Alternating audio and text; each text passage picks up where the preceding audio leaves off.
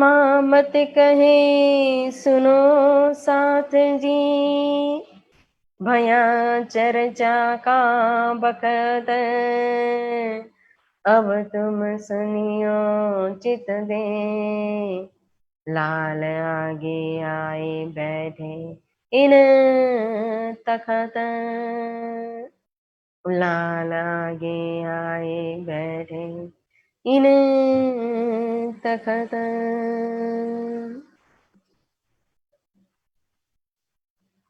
धाम धनी अक्षरातीत प्राण प्रियतम श्री राज श्यामा जी, सेवा भावी हमारे परम आदरणीय, जिनकी कहो तो बहुत सेवा, हर मंदिरों में सेवा रहती है। यहाँ भी ये जो नेट चल रहा है आदि, वो हमारे मास्टर जी की ही सेवा है।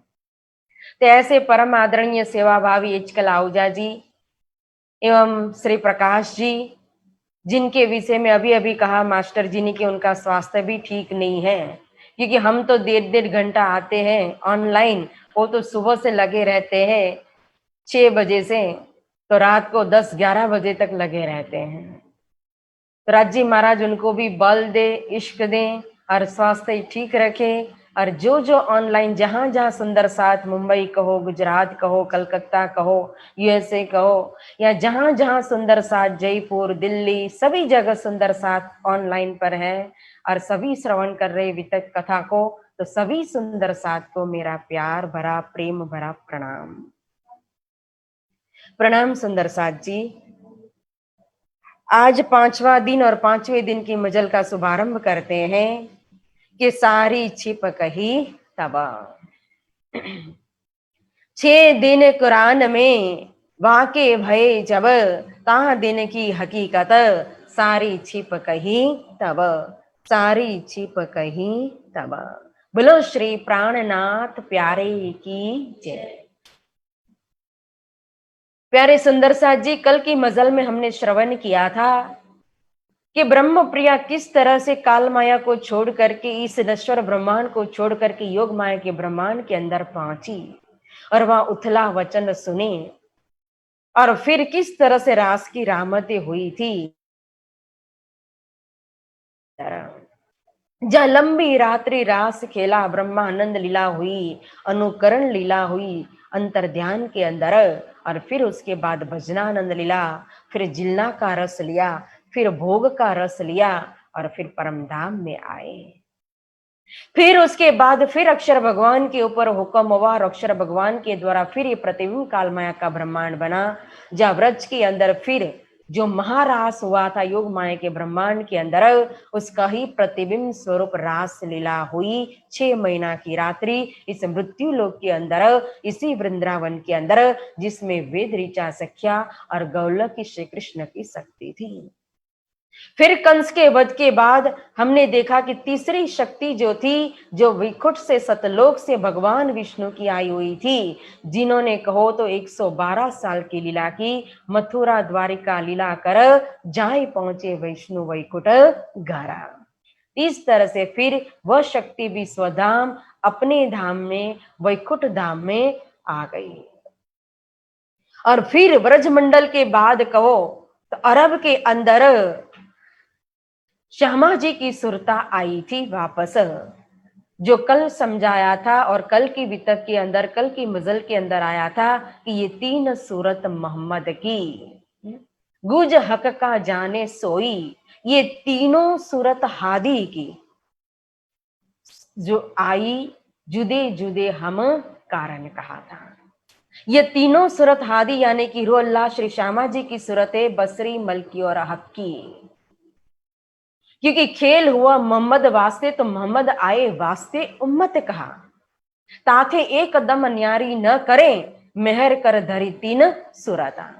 ब्रह्म सृष्टि के लिए उनके ऊपर कृपा करके, दया करके, मेहर करके कहो तो श्यामा जी ने 3 स्वरूप धारण किया। श्री राजी महाराज ने कहो तो श्यामा जी के माध्यम से हुक्म के स्वरूप ने ही 3 स्वरूप धारण किए हुए हैं। तो यहां श्यामा जी की सुरता आसबाई सखी को लेकर के, श्री राजी महाराज के जोश को, आवेश को लेकर के स्वयं अरब के अंदर मुस्तफा बैग के रूप में आए थे। और फिर अरब की धरती के ऊपर 6 दिन कुरान में वाक्य भई, जब ता दिन की हकीकत सारी छिप कही तब कहा। जो मोहम्मद साहेब और मोहम्मद साहिब 40 साल की उम्र में जब जबराइल उनको लेकर के, उनकी शुरता को लेकर के ये नश्वर ब्रह्मांड से, मृत्यु लोक से ऊपर, वैकुंठ लोक और वैकुंठ से भी ऊपर कहो तो जबरुत यानी कि अक्षरधाम, और अक्षरधाम से भी परे कहो तो परमधाम में लेकर के गया था। और परमधाम के अंदर नूर तजल्ला की तजल्ली जलावी मेरे पर। जब जमुना जी में पहुंचे, परमधाम की जमुना जी में, तो जमुना जी को पार करने के लिए जबराइल ने जब कोशिश की, एक पग रखा, तो जबराइल कहता है कि अरे नूर तजल्ला की तजल्ली जलावे मेरे पर, अब मैं आगे नहीं जा सकता हूं। यह जमुना जी जो है, इस जमुना जी को पार करके मैं परमधाम नूर तजल्ला की जो जमी है, जिमी है, उस जिमी के ऊपर मैं पग नहीं रख सकता हूं, क्योंकि उसकी तजल्ली, उसका नूर, उसका तेज मुझे जला रहा है। तो कभी कभी प्रश्न होता है सुंदर साधकों कि ये जबराइल के पर क्यों जलने लगे, क्यों जबराइल आगे नहीं जा सका था, जमुना जी को पार करके परमधाम के अंदर क्यों प्रवेश नहीं कर सका।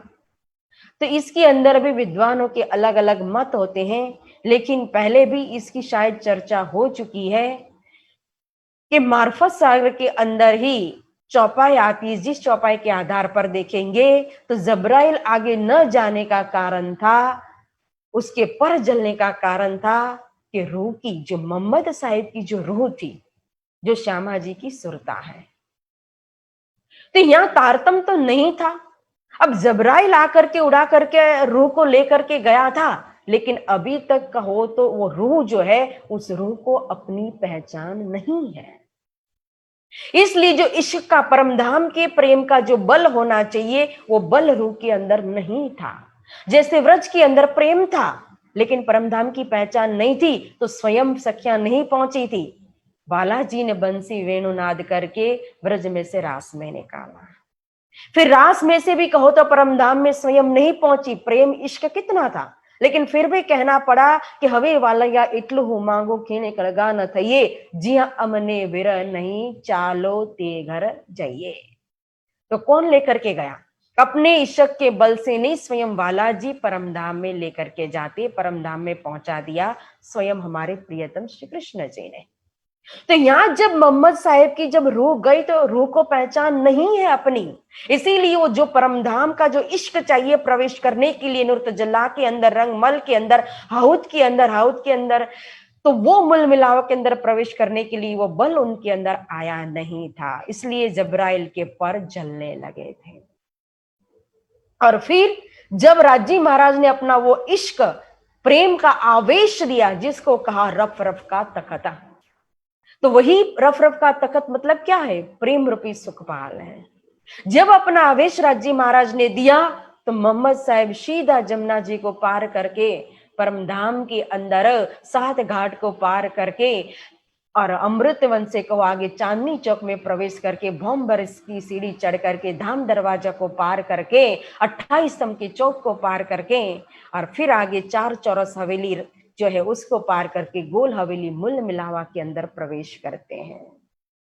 जिस मूल मिलावा के अंदर उन्होंने स्वयं पूर्ण ब्रह्म परमात्मा अक्षराति श्री राजी महाराज खुदा के दर्शन किए ना।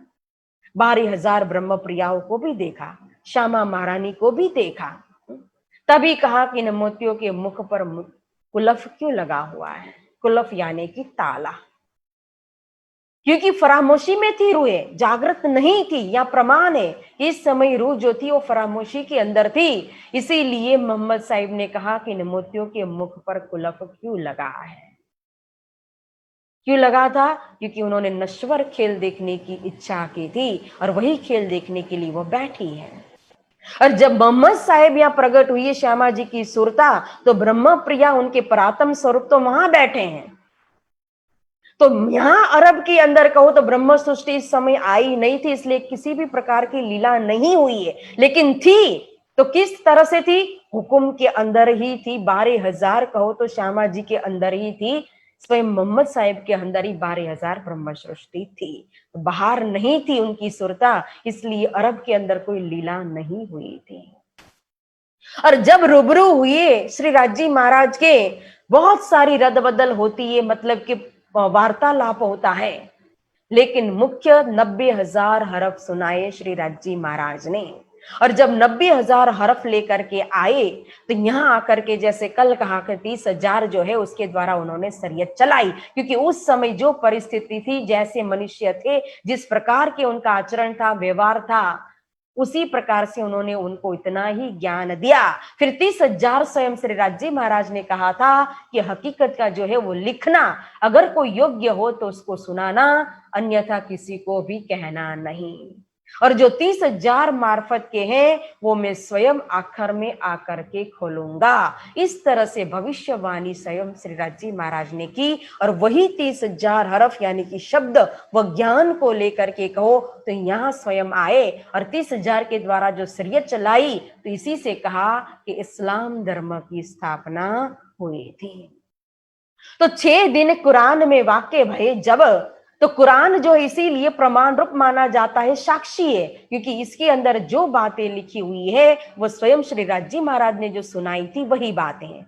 परंतु जब यहाँ सनंद आई, खुलासा आया, मार्फत सागर आया, कयामत नामा आया, तो वहां जो ज्ञान दिया हुआ था श्री राजी महाराज ने, जो जबराइल ने वहां जो नियामत दी थी, वही नियामत जबराइल उठा करके यहाँ हिंदुस्तान के अंदर लेकर के आया। वह सारा ज्ञान या श्रीमुख वाणी के अंदर प्रकट हो गया। इसलिए श्रीमुख वाणी के अंतर्गत ही सारी नियामत आ चुकी है।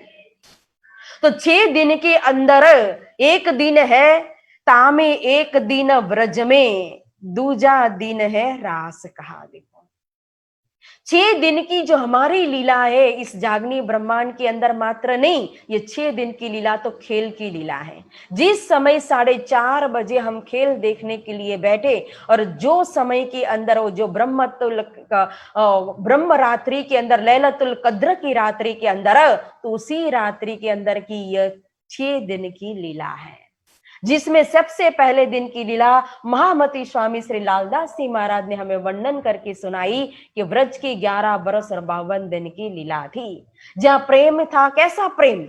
जिसके लिए मुकुंददास जी महाराज कहते हैं कि जल तरंग ज्यू वारी। जैसे जल जो है, तो जल से तरंग जो होती है, वो तरंग अपनी जल से कभी भी अलग नहीं रह सकती है। वैसे ही गोपियां जो थी वो कभी भी श्री कृष्ण से अलग नहीं थी। जैसे फूल होता है और बेली के साथ लगा होता है तो कैसे खिला हुआ होता है, और जैसे ही फूल बेली से अलग हो जाता है, डाली से अलग हो जाता है, तो वो फूल मुरझा जाता है, वो मर जाता है।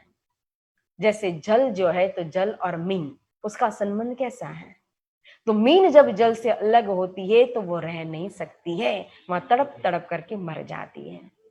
तो इसीलिए कहा कि सच्चा प्यार अगर जल के अंदर किसी का है, क्योंकि जलचर प्राणी बहुत हैं, लेकिन सच्चा प्यार मछली का है, सच्चा संबंध जल से कहो तो मछली का है। अन्य जलचर प्राणी बाहर भी, मगर है, पानी के अंदर भी रहेगा, बाहर भी निकाल के रख दो तो रह लेगा ना, तो सच्चा संबंध नहीं है मगर का पानी के साथ। लेकिन मगर की तरह मछली को अगर बाहर निकाल करके रखो तो रह नहीं पाएगी, मर जाएगी तड़प तड़प के। तो सच्चा संबंध मछली का है जल के साथ। उसी तरह से कहो तो आशिक इन चरण की, आशिक की रुचरण, ये जुदागी क्यों सहे रू बिना अपने तन। ब्रह्म सृष्टि का, गोपियों का, ब्रह्म आत्माओं का सच्चा संबंध है, प्रेम है। और तारतम भी हमें यही प्रेम पकड़ाता और कहता है, अगर प्रेम करना है तो पंछी जैसा मत करो कि तालाब सूख जाए, जल सूख जाए तो उड़ जाए। अगर प्रेम करना है तो मछली जैसा करो कि राज्य के चरण कभी न छूटे। श्वास छूट जाए, शरीर छूट जाए, लेकिन चरण कमल न छूटे। ये 6 दिन की लीला में सबसे पहले दिन पकड़ाया व्रज की लीला, दूसरा दिन पकड़ाया दूजे दिन रास कहा। देखो तो केवल की स्वामिनी के मन अंतस्करण के अंदर वहां जो नया योग माया का ब्रह्मांड, योग माया के आश्रय के अंदर जो बनाया हुआ था, जब लंबी रात्रि रास खेला गया, मृत्यु लोक और स्वर्ग, ब्रह्मा और नारायण, रास रात के बीच में ये चारों दरमियान। कितनी लंबी रात्रि थी वो रास रात्रि। तो जिसके अंदर कहा ये मृत्यु लोक की रात्रि भी समा गई थी, उसके ऊपर स्वर्गलोक की जो रात्रि वो भी समा गई थी उसके अंदर, उसके परे ब्रह्मा जी की रात्रि, जिस एक रात्रि के अंदर कहो तो पूरा ये जो है 12 घंटे है, जब ब्रह्मा जी का दिन व्यतीत होता है तो प्रलय हो जाता है सृष्टि का, और रात्रि में पूरा ये प्रलय जो है वो शांत हो जाता है और फिर दिन निकलता है, तब फिर सृष्टि का सर्जन होता है।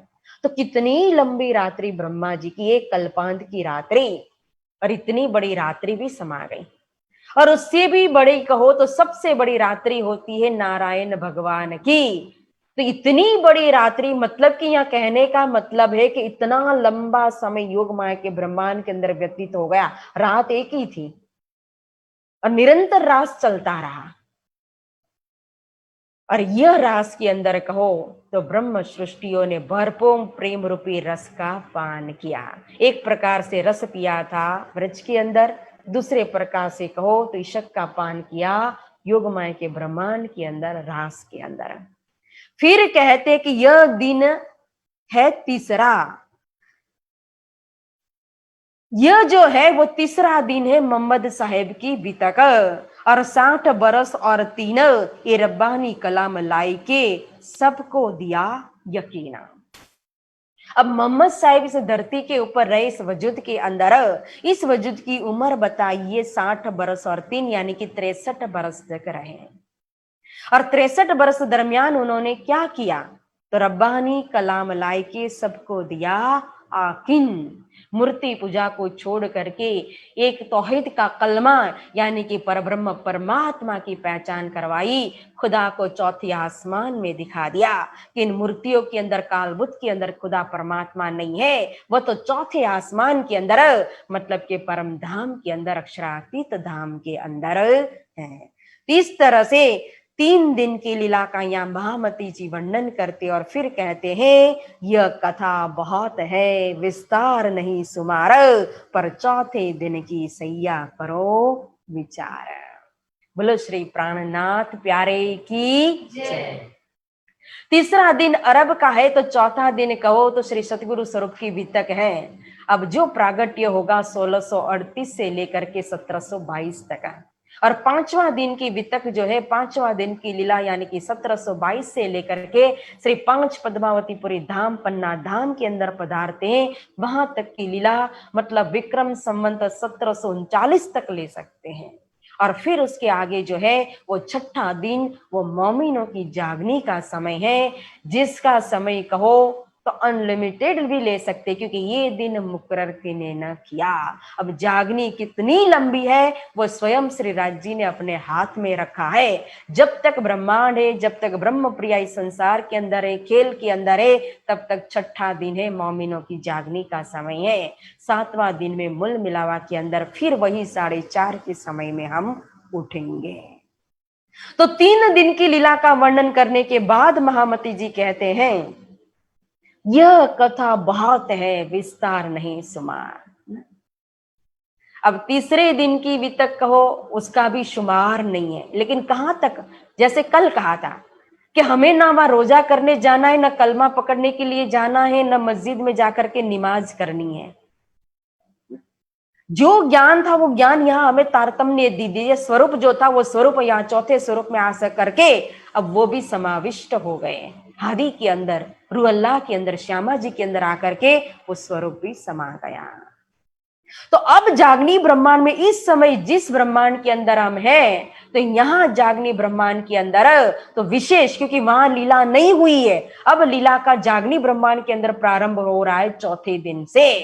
तो चौथे दिन के अंदर जो स्वरूप आए, तो इसीलिए कह रहे कि पर चौथे दिन की सैया करो विचार। अब हमें इस चौथे दिन की लीला को, जो बुज्रक वितक है, जो श्रेष्ठ वितक है, यह चौथे दिन की लीला जो हादी ने स्वयं कहो तो श्यामा जी की ने स्वयं सदगुरु के रूप में की है, फिर 5वें छठे दिन के अंदर स्वयं कहो तो दूसरा जामा इंद्रावती का धारण करके महामती श्री प्राणनाथ जी ने लीला की है। तो इस लीला को यहाँ स्वयं स्वामी श्री लालदास जी महाराज पकड़ा रहे हैं। जैसे आगे कहा था ना, शास्त्र कहे यो कर आगे अपनी बीता का, तो यही बीतक यहाँ पकड़ाई। अब कहो फेर के मूल मिलावा की बीता का ना, मूल मिलावा से बीतक का प्रारंभ किया, फिर ब्रजलीला, फिर रासलीला, फिर अरब के अंदर की बीतक, और फिर पकड़ा दिया सीधा क्या, चौथे दिन की सैया करो विचार। तब साल नब से 90 मास नव हुए रसुल को जब, रू अल्लाह मिस लगा जियो सैया उतरे तब। अब रसुल साहिब, रसुल मतलब के संदेश लेकर आने वाले जो स्वरूप है उनको रसुल कहते हैं, और जिनकी कहो सिफत नहीं हो सकती उनका नाम है मोहम्मद। तो मोहम्मद साहिब इस धरती के ऊपर जब आए, 63 वर्ष उन्होंने लीला की, फिर जब मोहम्मद साहिब चले तो उसके बाद उनसे हिजरी सन सदी चली ना, जैसे ईसा से ईसवी सन चली थी। उसके पहले हमने 4 युग में देखा कि वीर विक्रमादित्य से कहो तो विक्रम संबंध चला था, उसी तरह से मोहम्मद साहिब से हिजरी सन सदी चली। तो वही हिजरी सन सदी के हिसाब से यहाँ बता रहे कि साल 9 से 90 मास हुए रसूल को जपा। जब हिजरी सन सदी की 9 सदी समाप्त हो चुकी थी और 10वीं बुजरक सदी के कहो तो 10वीं सदी के 10.25 वर्ष मतलब के बाकी था, तो 10वीं सदी के अंतिम समय में 990 बरस और 9 मास जब हुआ था, तो उस समय रू अल्लाह, तो उसी समय फिर श्यामा जी की सुरता हमारे हादी फिर अब 12,000 ब्रह्म सृष्टियों के साथ इस खेल के अंदर प्रवेश करते हैं, फिर उनका आगमन होता है, फिर कहो तो यहाँ उनका प्रागट्य होता है। अब मूल मिलावा से कहो तो फिर राजी महाराज हादी को भेज रहे हैं, श्यामा जी की सुरता को भेज रहे हैं। तो यहाँ इस प्रसंग के अंदर वृतांत मुक्तावली के अंदर ब्रजभूषण महाराज जी ने कहो तो बहुत ही सुंदर चौपाइयों के द्वारा वर्णन किया हुआ है कि अब कहो तीसरे ब्रह्मांड के अंदर दूसरी वक्त जब ब्रह्म सृष्टि खेल देखने के लिए आ रही है, तो राजी महाराज को चिंता होने लगी। क्यों? और फिर जब चिंता हुई तो राजी महाराज ने क्या किया, क्योंकि ब्रजरास की लीला अलग थी और अब जागने की लीला अलग है। ब्रज में अलग प्रकार से आए थे, अब जागने में अलग प्रकार से आ रहे हैं। तो कहा कि प्रगटे चारों बरन में स्त्रीलिंग योग कर्म, देह मानुषी बुद्धि सम, ग्रहो जगत को धर्म। यह संसार कैसा है, विचित्र है ये खेल।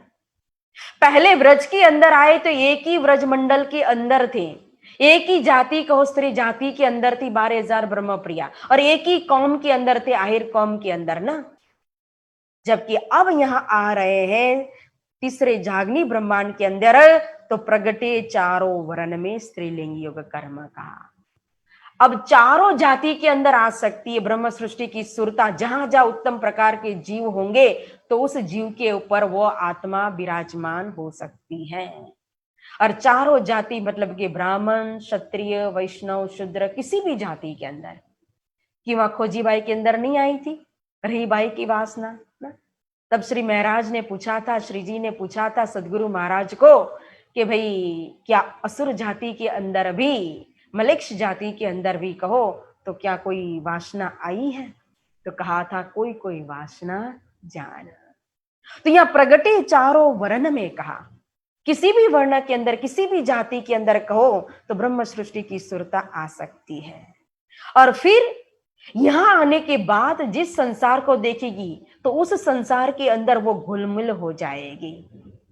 जैसे यहाँ के साधारण मनुष्य है, जीव है, और ये जीव जैसा कर्म कर रहे हैं, जिस तरह से यहाँ अपना घर बना करके, अपना परिवार बना करके उसी में अपना जीवन मात्र गुजारते हैं, कौन परमात्मा कहाँ से आए, कहाँ जाना, किसी को कुछ सुध बुध नहीं है।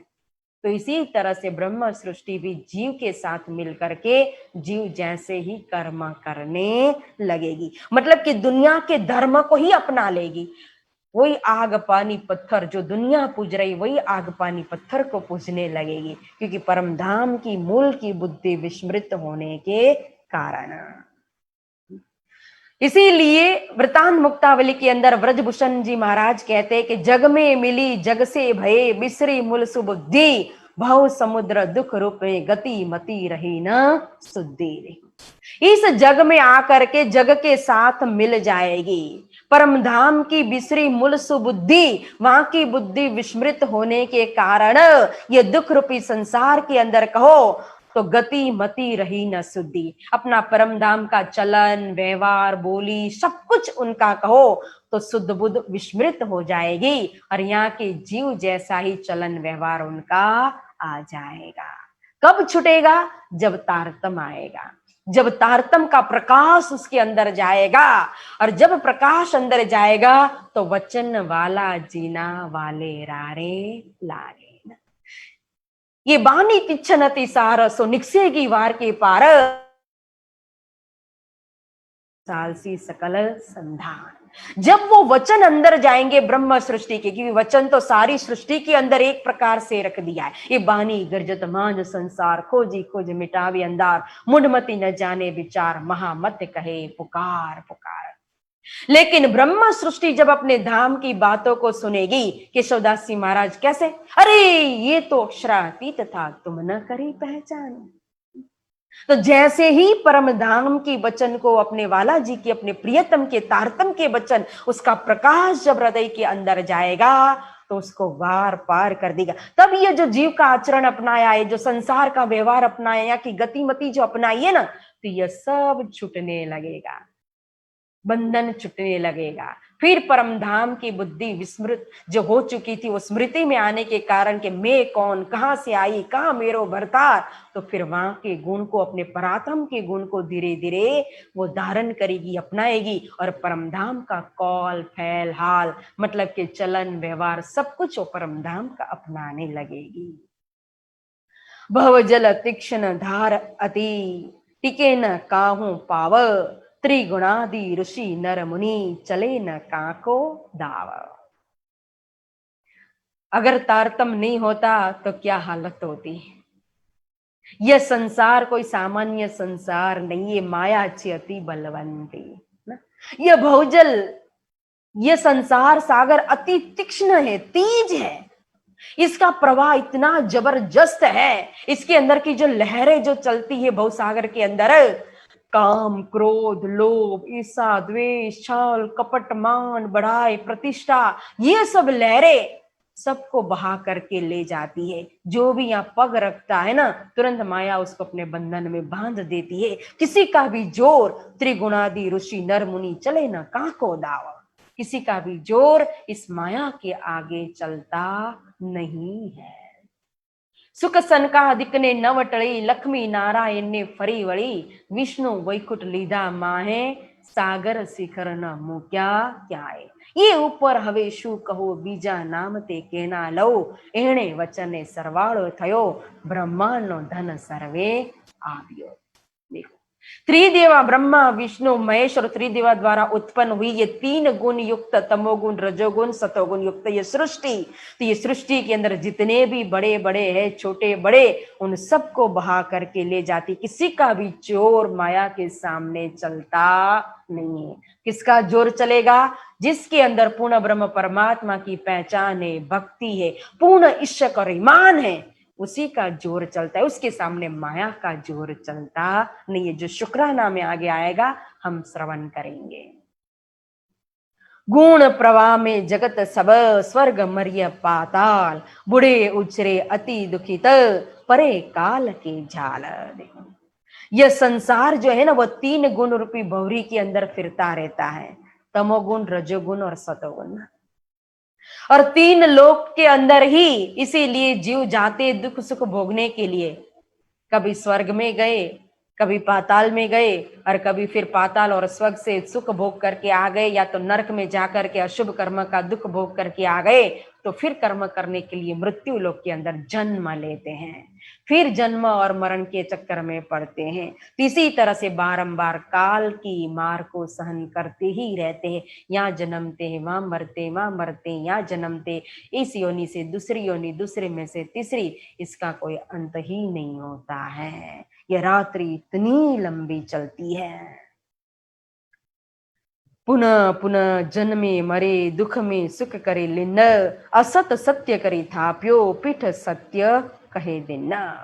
या इस प्रकार से सब पाप और पुण्य करे विधि कर्म कहो निषेध कर्म, जाने अनजाने में भी किसी को कुछ भी पता नहीं है सत असत का, धर्म अधर्म का, और अनजान होकर के कर्म कर रहे हैं। इसीलिए असत्य को कहो तो सन्मुख हो गए हैं और सत्य को पीठ दी हुई है। और ऐसे संसार सागर के अंदर ब्रह्म सृष्टि भी अब आ रही है खेल देखने के लिए। बहुजल चर अति कठिन तहा, अति भयानक विकराल, बेर विरुद्ध विविध धरे करे परस्पर काल। यह बहुजल, यह संसार सागर अत्यंत कठिन है। यहां मनुष्य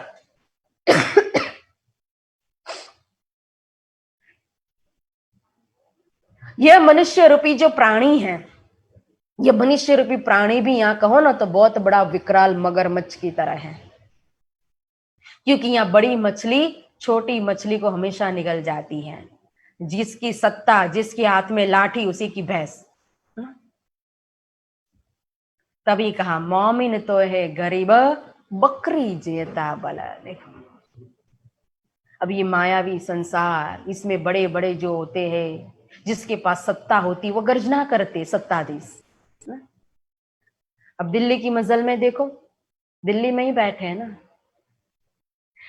अब काजी जो है गर्जना करते हैं, अपनी हुकूमत जमाते हैं, अपनी हुकूमत चलाते हैं, और मोमिन बेचारे। तभी स्वामी श्री लालदास जी महाराज कहते हैं मोमिन तो है गरीब बकरी जेता बल। नम्रता से उनकी जो अत्याचार है, उन बोलने की हिम्मत नहीं ऐसा नहीं है, ताकत नहीं ऐसा नहीं है। अगर वो बकरी बने हैं तो काजियों के आगे बकरी नहीं बने, उन मुसलमानों के आगे वो बकरी नहीं बने। अगर वो मोमिन बकरी बनते हैं तो अपने सिद्धांत के आगे बकरी बनते हैं। अगर वो बकरी बनते हैं तो अपने धर्म के आगे बकरी बनते हैं। अगर वो बकरी बनते हैं तो हुक्म के आगे बकरी बनते हैं, हुक्म के आगे वो नम्र बनते हैं।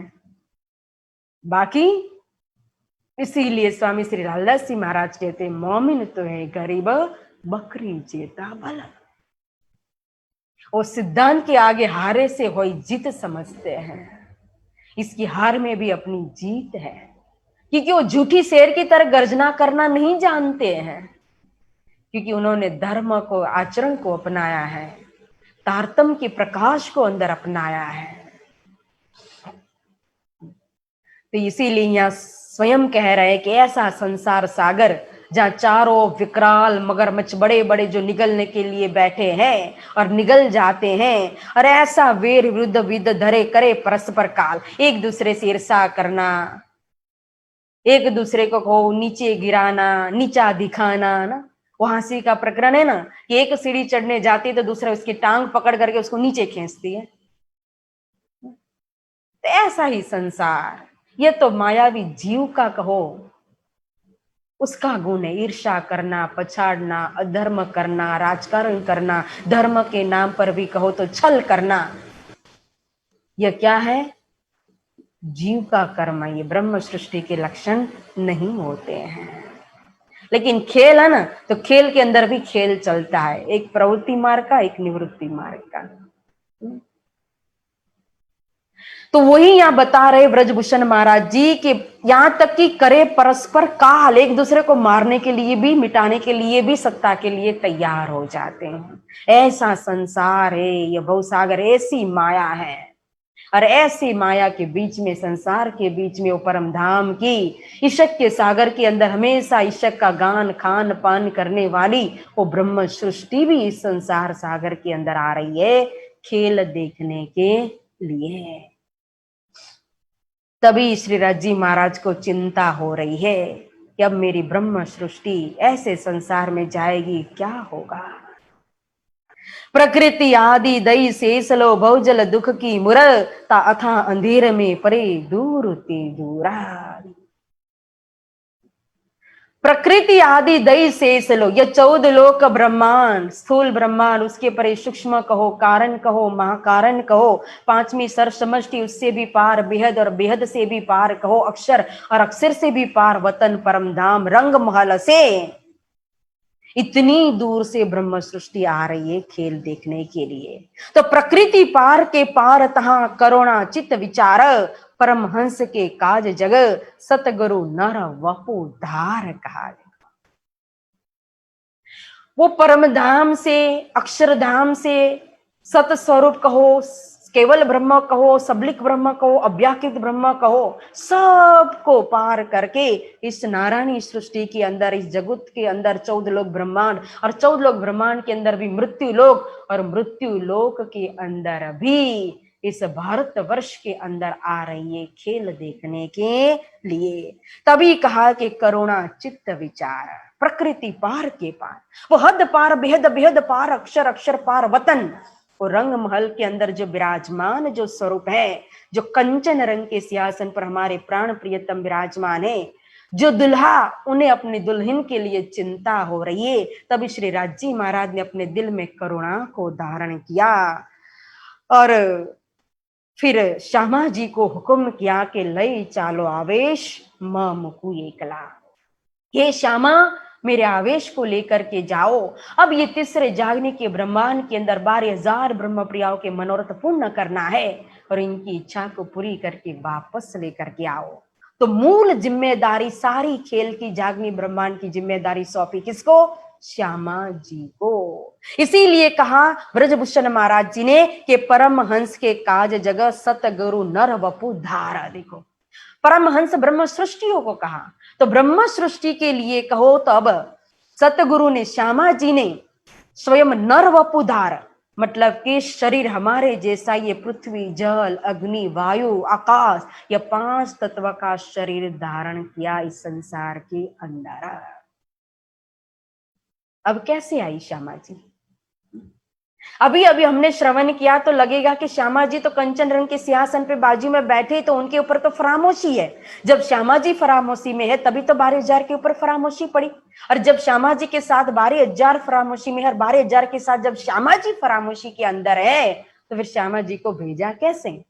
मोहम्मद साहब ने तो देखा कि श्यामा जी तो फरामोशी में थी, वो तो कुछ बोल ही नहीं रही थी, तो फिर श्यामा जी, कौन श्यामा जी को भेजा? राजी महाराज ने, जिसके लिए श्री मुखबानी के अंदर चौपाई आती है, ये जो स्वरूप निस्बत के काहू न देवे दिखाई, बदले आप दिखावत, प्यारी निस्बत रखी छिपाए। इसके अंदर देखो, यहां हम खेल में आए, राजी महाराज ने खेल में भेजा तो किस लिए भेजा था? एक इशक दूजा साहेबी, ये 2 दिखाना है राजी महाराज को ना, कि मैं तुम्हारा आशिक हूं, एक तो ये पहचान करानी है, और दूसरी साहेबी की। अब इतनी राजी महाराज की साहेबी जो परमधाम के अंदर है, जिसको अब हम यहां देखेंगे जागनी ब्रह्मांड के अंदर तारतम के द्वारा, तो वो परमधाम के अंदर राज्य की अंगना जो स्वयं राज रानी, वो अंतरपुर के अंदर रहने वाली, क्या उसको ऐसे नश्वर जगत के अंदर ये दुनिया के सामने ऐसे लाएंगे? यहाँ के राजा महाराजा भी अपनी रानियों को पर्दे के अंदर रखते हैं, वो भी बाहर नहीं आ सकती है। ये तो महारानी है, ठकुरानी है, वो कैसे आएगी? इसीलिए कहा ये जो स्वरूप निस्बत का काहू न देवे दिखाई, जो निस्बत का ओरिजिनल स्वरूप है ब्रह्म सृष्टियों का, श्यामा मारिन का, वो तो परमधाम के अंदर मूल मिलावा के अंदर राज्य के चरण तले ही है। बदले आप दिखावत, किस तरह से? किसने किसको दिखाया, कैसे दिखाया? जैसे कि रानी पद्मावती, जब वो सुल्तान,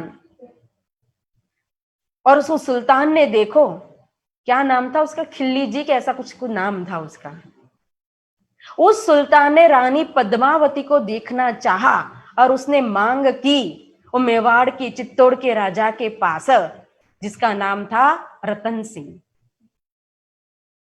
और जब ये तो मर्यादा के खिलाफ था, लेकिन रानी जो थी चाहती थी कि अगर युद्ध होगा तो रणभूमि के अंदर कितनी प्रजा मरेगी या खून की नदी बहेगी, तो प्रजा की रक्षा के लिए रानी ने अपनी मान, अपनी मर्यादा का भी कहो अपमान का घुट पीना सहन, मतलब कि सहना स्वीकार किया। लेकिन राजा को यह मंजूर नहीं था, तो राजा ने रानी की बात तो मानी, लेकिन वो सुल्तान जो था, उस सुल्तान को दिखाया पद्मावती को किस तरह से, पर्दे में दिखाया। एक पर्दा बनाया, उस पर्दे के सामने ओरिजिनल स्वरूप तो छिप करके रहा, प्रतिबिंब स्वरूप जो पर्दे में पड़ा रानी पद्मावती का, उस रानी पद्मावती के नकली स्वरूप को, प्रतिबिंब स्वरूप को दिखाया था सुल्तान को, और तुरंत फिर पर्दा उठा दिया। देखो, तो उसी तरह से ओरिजिनल स्वरूप जो है ना ब्रह्म सृष्टि का, श्यामा महारानी का, उसको रख दिया कहां, अपने पास। और अब जो नया स्वरूप खड़ा किया, प्रतिबिंब स्वरूप, किसने किया, हुक्म ने। श्यामा महारानी का स्वरूप भी हुक्म ने स्वयं धारण किया, 12,000 ब्रह्म प्रिया का स्वरूप भी स्वयं हुक्म ने धारण किया। तो बदले आप दिखावत, स्वयं अपने द्वारा जो प्रकट हुए श्यामा महारानी और 12,000, उन श्यामा महारानी को हुक्म दिया कि लई चालो आविश, अब जाओ आप। अब ऐसा लगेगा कि अगर वही स्वरूप आए, हुक्म के श्यामा महारानी आई, हुक्म की ब्रह्म सृष्टि आई, तो फिर साहिबी और इशक देखेगी कैसे। लेकिन देखो, यहां पर्दे में जब रानी पद्मावती का प्रतिबिंब, या तो हमारा प्रतिबिंब हम अगर आईने में देखेंगे या पर्दे के अंदर देखेंगे, तो ये बिंब है, वो प्रतिबिंब है। तो बिंब के अंदर जो होता है प्रतिबिंब में होगा, लेकिन प्रतिबिंब में जो होता है बिंब में नहीं हो सकता। लेकिन यहां तो ये अनहोनी हक्के करी, यहां जो प्रतिबिंब स्वरूप धारण किया हुक्म ने, तो वहां जो बिंब के अंदर, जो परात्म के अंदर जो है, वो परात्म के माध्यम से ये प्रतिबिंब में भी आता है। और यहाँ प्रतिबिंब जो अनुभव करता है, क्योंकि ये प्रतिबिंब जड़ नहीं है, चेतन है, तो यहां जो प्रतिबिंब जो अनुभव करता है, वो बिंब के अंदर भी जाता है। जैसे हम स्वप्न देखेंगे, तो स्वप्न के अंदर हमारा जो स्वरूप अनुभव करता है, वो जड़ है कि चेतन है, कैसा है। हम तो सोए हैं, लेकिन फिर भी वो पूरी तरह से अनुभव करता है ना। लेकिन सोए हुए, लेकिन फिर भी जो स्वप्न में हम हंसेंगे तो हमारे चेहरे पर मुस्कान आती है। बच्चा सोया है, स्वप्न देख रहा है, अगर खराब देखेगा तो डर जाता है, अच्छा देखेगा तो मुस्कुराता है। तो जो स्वप्न में जो अनुभव कर रहा है, उसकी जागृतता में भी तो फीलिंग आती है ना? उसी तरह से यहाँ बिंब जो है वो चेतन है, तो यहाँ जो चेतन अनुभव करेगा, वो सारा अनुभव वहां प्रतिबिंब का जो है वो बिंब में भी जाएगा, आत्म का अनुभव जो है वो परात्म में भी जाएगा। और आत्म बल लेती है परात्म से, और आत्म जो अनुभव करती है बल लेकर के, वो परात्म में जाता है। तो ये जो स्वरूप निस्बत का कहो न देवे दिखाए, कोई नहीं दे सकता। देखो, आज कितनी भी तपस्या कर ले, ध्यान कर ले, चित्तवृत्ति कर ले, तो राजी, श्यामा जी और 12,000 का दर्शन तो ब्रह्म सृष्टि को ही हो सकता है।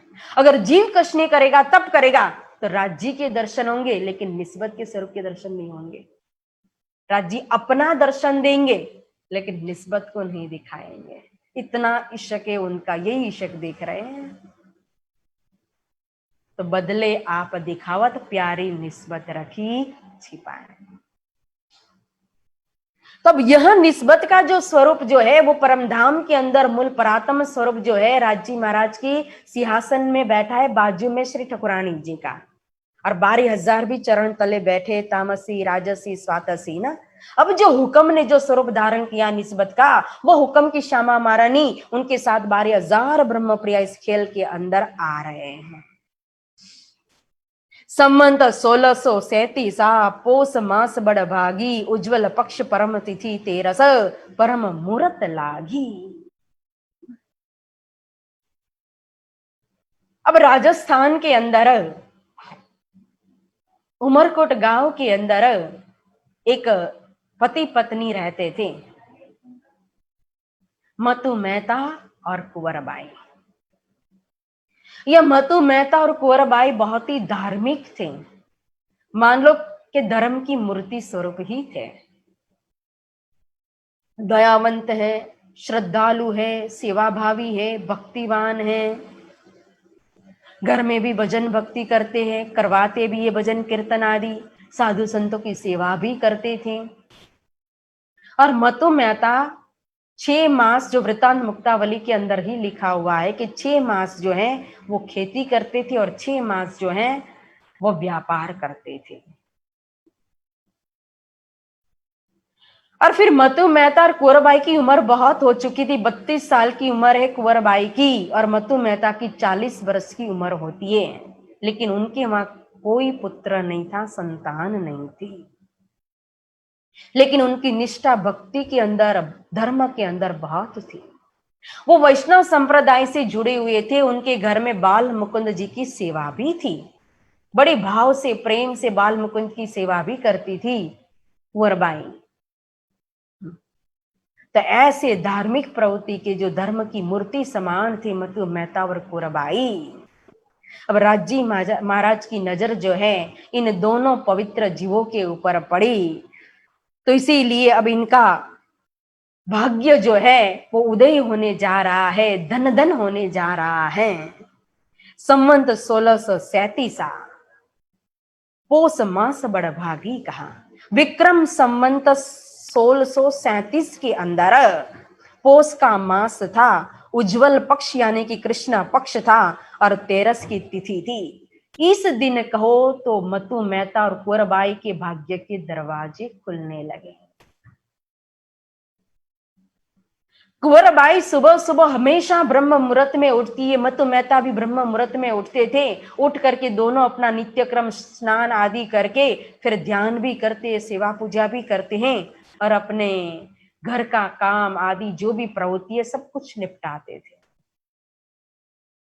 तो इस दिन मतु मेहता और कुंवरबाई सुबह सुबह उठे ब्रह्म मुहूर्त के अंदर और ध्यान पूजा आदि अपना नित्य पाठ पूजा सब कुछ किया और मतु मेहता तो फिर अपने काम विशेष बाहर चले गए। फिर उसके बाद कुंवरबाई जो थी वो कुंवरबाई ने एक अद्भुत घटना का अनुभव किया। अद्भुत तहां लख्यो एक कौतुक होत सकल मन भायो, कला कोटि धरी गोद मात की, चंद्र आपू चली आयो कहा। देखो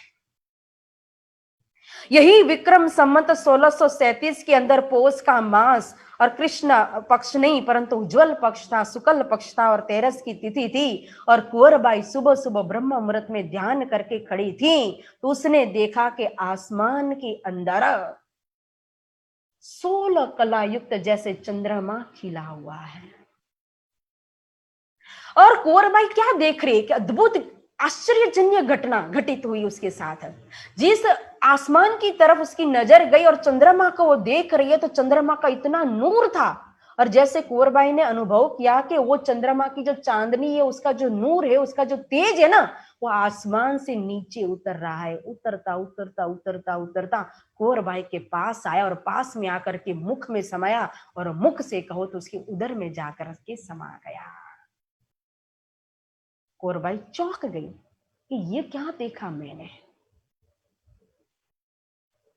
चंद्र आपू चली आयो, जैसे कि चंद्रमा ही उनके अंदर आकर के समा गया।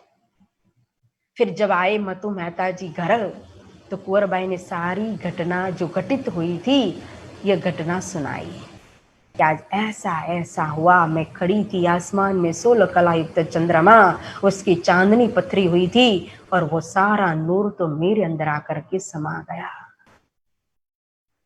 अब मतु मेहता जाते ज्योतिष के पास कि ये क्या हुआ, कुछ अशुभ घटना तो नहीं घटित हुई है, कुछ अशुभ तो नहीं होने वाला है। जा करके ज्योतिष के पास देखा तो ज्योतिष ने कहा यह तो बहुत ही शुभ घटना है, आपकी मनोकामना अब पूर्ण होगी, आपकी इच्छा पूरी होने वाली है। मतु मेहता ने आकर के यह खुशखबरी कुंवरबाई को सुनाई। कुंवरबाई दोनों पति पत्नी बहुत खुश हुए और आनंद मंगल में कहो तो समय बीतने लगा। अब दिन बीत रहा है और दिन बीतते बीतते मास भी बीतने लगा और संवत भी 1637 खत्म हो चुका और विक्रम संवत आ गया 1638, आसोज का महीना आ गया। तो विक्रम संवत 1638 आसोज का महीना था और 14 की तिथि थी। अब मतु मेहता और कुंवरबाई जैसा अपना नित्य क्रम था उसी तरह से जो भजन भक्ति करते थे तो सुबह सुबह ब्रह्म मुहूर्त में उठे। जब दिन उगने में कहो रात्रि की 9 घड़ी का समय बाकी था, उस समय मतु मेहता और कुंवरबाई उठ करके स्नान करके सब कुछ अपना जो शरीर का जो कर्म है धर्म है वो निभा करके फिर ध्यान करने के लिए बैठते हैं दोनों ही। तो आज ध्यान के अंदर दोनों दंपति ने पति पत्नी ने एक सुंदर अनुभव किया। आज ध्यान में उनकी सुरता जो है व्रजमंडल के अंदर पहुंच गई और मतु मेहता अनुभव कर रहे कि मैं ब्रजमंडल के अंदर कहो बरसाना के अंदर बरसाना का मुखिया वृषभान हूं और कुरबाई ने अनुभव किया कि मैं वृषभान की पत्नी प्रभावती कीर्ति माता हूं और ये वृषभान और कीर्ति माता जिनके वहां अष्टमी के दिन कहो तो राधा रानी का प्रागट्य हुआ था। तो दोनों ने राधे रानी के भी दर्शन किए। यह जो दोनों पति पत्नी जो है वृषभान और प्रभावती इन्होंने भी पूर्व जन्म में बहुत तपस्या की थी। यह पितर राजा जो थे वो पितर राजा की कन्या थी कलावती और कलावती के पति जो थे वो थे सुचेंद्र। इन दोनों पति पत्नी ने बहुत तपस्या की थी और जब वरदान मांगने के लिए कहा था तब उन्होंने मुक्ति चाहिए थी। तो इसीलिए वो द्वापर युग के अंदर वृषभान और प्रभावती के रूप में प्रकट हुए थे और उनके वहां राधा रानी का प्रागट्य हुआ था। और वही वृषभान और प्रभावती को तो फिर यहां कलयुग के अंदर मतु मेहता और कोरबाई के रूप में आए और फिर यहां राधे रानी प्रकट होकर के दर्शन दे रही है और कह रही है कि अब मैं फिर से आपके वहां आ रही हूं लेकिन एक अलग प्रकार की लीला करने के लिए। अब मैं पुरुष भाव की लीला करने के लिए आ रही हूं। मां श्यामा जी की जो सुरता थी उन्होंने स्त्री रूप ही धारण किया हुआ था। लीला जो की थी वो राधे रानी के रूप में ही की थी लेकिन यहां जो है वो वजूद बदल दिया कि अनुकरण लीला में क्या किया था, राधे रानी स्वयं किशोरी जी कृष्ण जी बनी थी।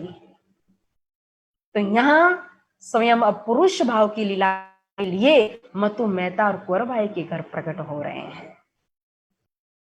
तो प्रागट्य की जो बधाई होती है जो हमेशा हम गाते हैं, सुंदर साथ बोलते कि बीच बीच में गाया भी करो, लेकिन सच बोलो तो गाना मुझे आता नहीं है भजन कीर्तन, लेकिन ये प्रसंग इतना सुंदर है तो 2 लाइन गाते हैं। योग माया नो देह धरीने, योग माया नो देह धरीन, श्री श्याम जी थया तैयार रे वाला, तत चिन्हती हाथे ने ठामे, तत चिन्हती हाथे ने ठामे, मरा साथे की दोषिन कार रे वाला।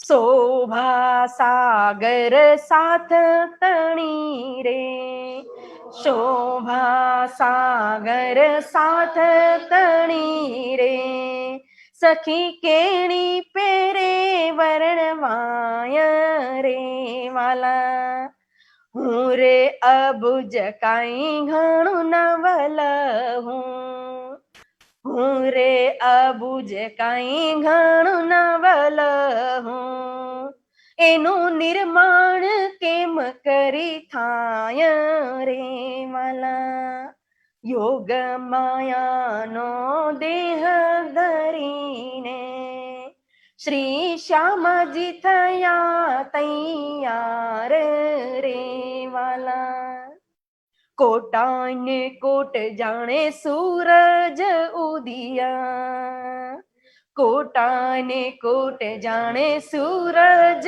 उदिया, ब्रह्मांड माय जलकार रे वाला, प्रगलपुर जाने सायर उलट्यो, प्रगलपुर जाने सायर उलट्यो एक रस थई सर्वे नार रे वाला योग माया नो देह धरीने श्री श्यामाजी थया तैयार रे वाला भूषण स्वर सुहामणा रे भूषण स्वर सुहामणा रे मुखवाणी ते बोले रसाल रे वाला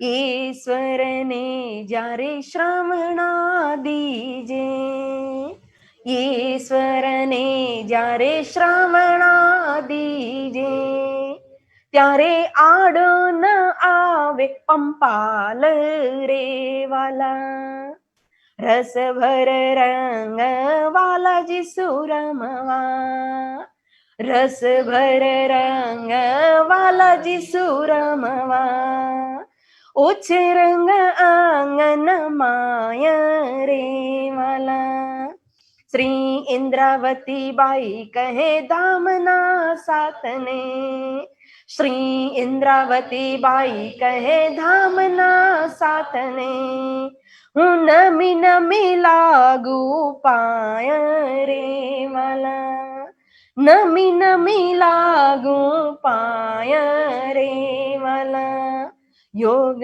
माया नो देह धरीने योग माया नो देह धरीने श्री श्यामाजी थया तैयार रे वाला श्री श्यामाजी थया तैयार रे वाला। हमारे ठुकरानी जी श्री श्यामा महारानी जी हमारे लिए इस संसार में पंचभौतिक तन धारण करने के लिए अब तैयार हो गए। कोटा न कोट जाने सूरज उदिया आज इस तरह से कहो तो आसमान के अंदर नूर छाया हुआ है कि मानो करोड़ों सूर्य प्रकट होने वाला है एक ही साथ। आनंद या आनंद ब्रह्मांड के अंदर छा रहा है। सभी प्रकृति भी खिल रही है जैसे कि इन स्वरूप का अभिनंदन कर रही है, स्वागत करने के लिए तैयार खड़ी है। अष्ट सिद्धि नव निधि सब कहो तो वंदना कर रही है। देवता जो है वह भी स्तुति कर रही है, दर्शन के लिए लालाहित हो रहे हैं। आज सबके मन भी खुशी के आनंद से झूम रहे हैं क्योंकि आनंद का स्वरूप स्वयं प्रकट होने जा रहा है। चारों तरफ नूरी नूर छाया है। मतु मेहता और कुंवरबाई का चेहरा जब देखोगे, कुंवरबाई का सुंदर स्वरूप और इन सुंदर स्वरूप में सुंदर मुखारविंद पर ऐसा नूर छा गया है चंद्रमा की तरह। और राधे रानी स्वयं श्यामा महारानी कहती है कि अब मैं तुम्हारे घर आ रही हूं पुरुष भाव की लीला करने के लिए। नारियल तैयार रखना। हाँ, वहां तो कोई नहीं फोड़ेगा लेकिन हमें सबके बदले में फोड़ना है।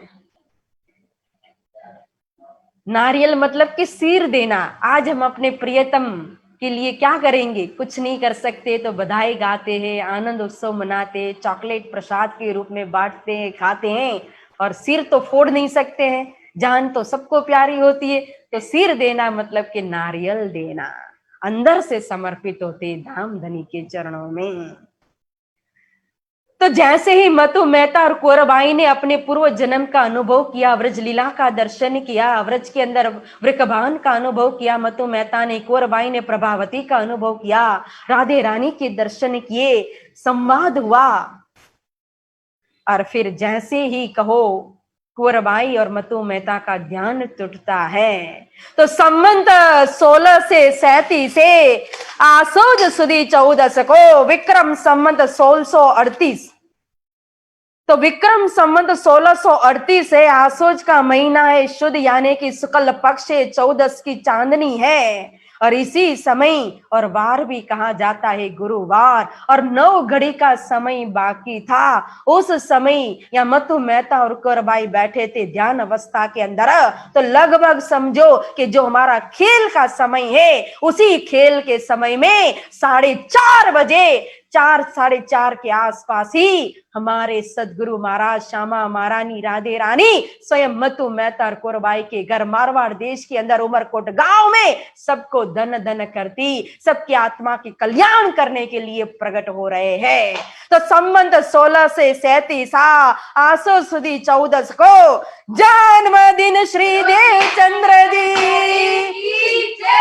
श्री सदगुरु महाराज की, धाम के धनी की, श्री श्यामा महारानी की, श्री राधे रानी की, श्री श्यामा महारानी की, श्री सदगुरु महाराज की, श्री सदगुरु महाराज की।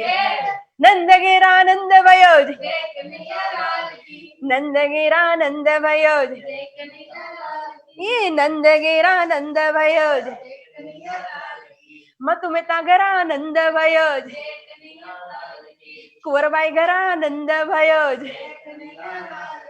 उमरकोट में आनंद वयोज, मारवाड़ में आनंद वयोज, शक्तिनगर में आनंद वयोज, जय कन्हैया लाल की, जय कन्हैया लाल की, जय कन्हैया लाल की, जय कन्हैया लाल की।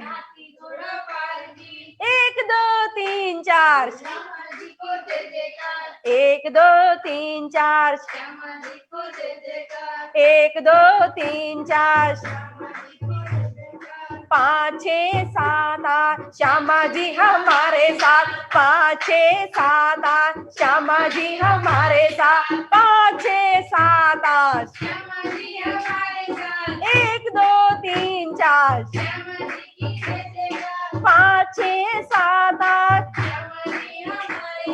9 10 11 12 श्यामा जी ने हमें पुकार, 9 10 11 12, 9 10 11 12, नंदगिरानंद भयोज, नंदगिरानंद भयोज, मतुमेता गिरानंद भयोज, कुंवरबाई गिरानंद भयोज,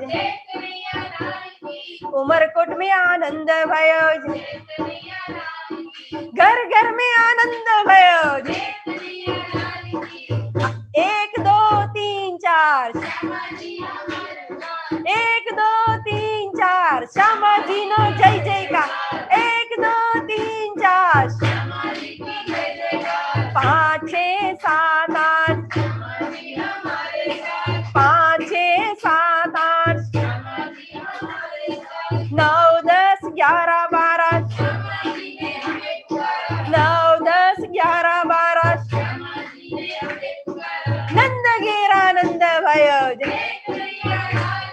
मतुमेता गिरानंद भयोज,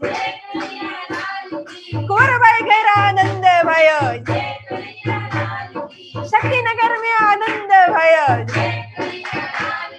घर घर में आनंद भयोज।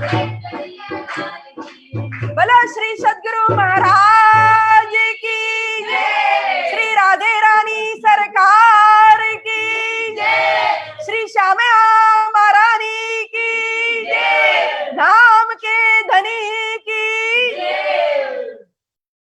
संबंध 16 से 38 से आसोज सुदी 14 को जन्मदिन श्री देवचंद्र जी आए प्रगटे मारवाड़ में। विक्रम संवत 1638 था, आसोज का महीना था, शुक्ल पक्ष और 14 की तिथि और वार कहा जाता है गुरुवार का दिन था। और गुरुवार के दिन इस समय प्रगटे हमारे धाम धनी। 9 तो 9 घड़ी मतलब कितने बजे? अंतिम पहर जो है एक पहर में 3 घंटे होते और एक पहर के अंदर होती है 8 घड़ी। तो अंतिम पहर जो है 3 से 6, तो उसके भी पहले एक घड़ी 9 घड़ी मतलब, और एक घड़ी 22:30 की होती है। तो लगभग 2:40 का समय होगा जब मतु मेहता और कुंवरबाई बैठे ध्यान अवस्था में। तो इसीलिए लगभग जो ब्रज का अनुभव किया, जो राधे रानी के दर्शन किए, जो संवाद हुआ, तो लगभग 4 साढ़े 4 के आसपास, मतलब खेल का जो समय है, जिस समय हम आगमन हुए थे खेल के अंदर, वही समय में फिर श्यामा मारिन का प्रागट्य हुआ मारवाड़ देश के अंदर, उमरकोट गांव के अंदर, मतु मेहता और कुंवरबाई के घर। ये 4:30 का समय जो है ना, बहुत ही कीमती समय है। तो हमें पकड़ाया वितक के अंदर।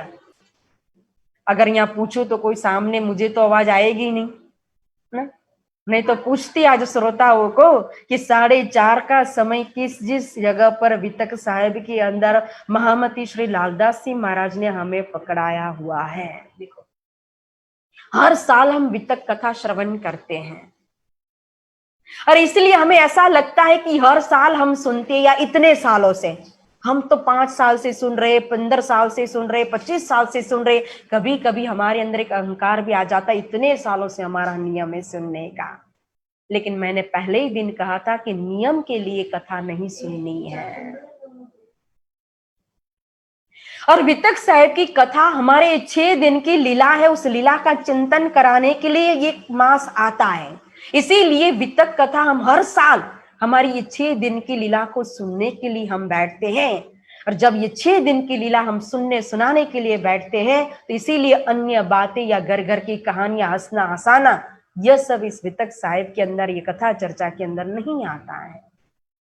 क्यों? हम अपनी लीला का चिंतन करने के लिए बैठे हैं। आज हम जहां जहां हमें महामती जी ले जा रहे, उस लीला के अंदर प्रवेश हो रहे हैं।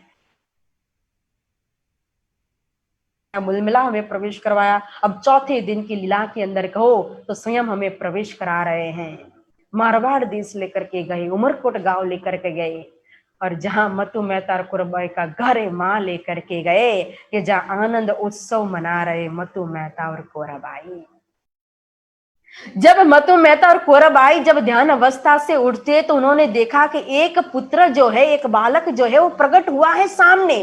वो तेजस्वी बालक के दर्शन करती है कुंवरबाई, क्योंकि कभी परमात्मा जन्म नहीं लेते हैं,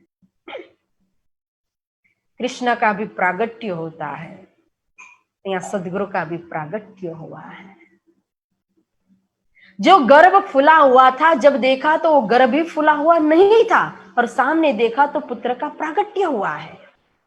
तभी मतु मेहता और कुंवरबाई एक दूसरे को बधाई देते हैं, खुशखबरी देते हैं, अड़ोसी पड़ोसों में कहो तो ये खुशखबरी देते हैं, फिर पूरे गांव में ये खुशखबरी फैल जाती है। तो जैसे ब्रजमंडल के अंदर कैसे सब उत्सव मनाने लगे थे, सब घर घर से बधाई देने आए थे नंद बाबा और यशोदा माता को, वैसे ही उमरकोट गांव में सभी बधाई देने आ रहे कुंवरबाई और मतु मेहता को। सभी अपने घर को सजाते, सभी सखियां खुद सज रही है, सोले श्रृंगार कर रही है, और नाचती, अबिल गुलाल उछालती, और खुद कहो उछरंग के अंदर आ रही है, और आकर के बधावा दे रही है यशोदा माता की तरह या कुंवरबाई को।